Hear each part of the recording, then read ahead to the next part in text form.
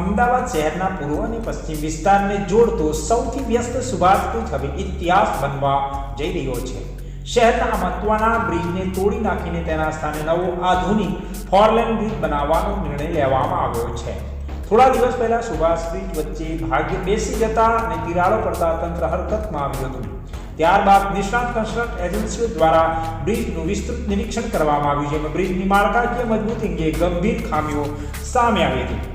લગભગ 50 વર્ષ જૂના આ બ્રિજ પર હાલના સમયમાં ભારે ટ્રાફિકનું દબાણ વધી ગયું છે, જેને ધ્યાનમાં રાખીને રિપેર કરાતા નવો બ્રિજ બનાવવો વધુ સલામત અને હિતાવહ હોવાનું નિષ્ણાતોએ સૂચવ્યું છે। હવે સુભાષ બ્રિજના સ્થાને વધુ પહોળો 4 લેન અને આધુનિક સુવિધાઓ સાથે નવો બ્રિજ બનશે, જે ભવિષ્યના ટ્રાફિકને ધ્યાનમાં રાખીને ડિઝાઇન કરવામાં આવશે। જો કે બ્રિજ તોડવાની અને નવા બ્રિજના નિર્માણ દરમિયાન ટ્રાફિક વ્યવસ્થા કેવી રહેશે તે મુદ્દે તંત્ર દ્વારા ટૂંક સમયમાં સ્પષ્ટ માર્ગદર્શન પણ આપવામાં આવશે। વધુ અપડેટ માટે જોતા રહો ઓસ્કાર ન્યૂઝ। અમદાવાદને પૂર્વ અમદાવાદ ને પશ્ચિમ અમદાવાદ જોડતો સુભાષ બ્રિજ 50 વર્ષ જૂનો બ્રિજ છે।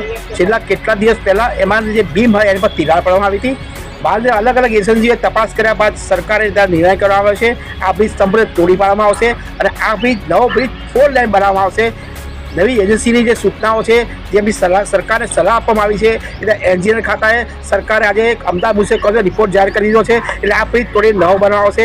કેટલા સમય બનશે, કઈ કઈ એજન્સી આપવામાં આવશે એ તપાસનો વિષય છે, પણ છતાં બી આવનારા દિવસોમાં અમદાવાદની પબ્લિકને પ્રજાને 2-3 વર્ષ સુધી આવી ગંભીર પ્રકારની ટ્રાફિકનો સામનો કરવો પડશે।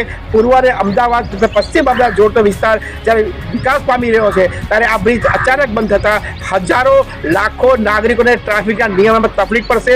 અમદાવાદ શહેર પોલીસ અને અમદાવાદ મ્યુનિસિપલ કોર્પોરેશન કેવા પ્રકારના પગલાં લેશે, કેવું પ્રકારનું ડાયવર્ઝન આપશે એ આવનારા દિવસે કહેશે। હરીશ શાહી સાથે વૈશાલી રાણા, ઓસ્કાર ન્યૂઝ, અમદાવાદ।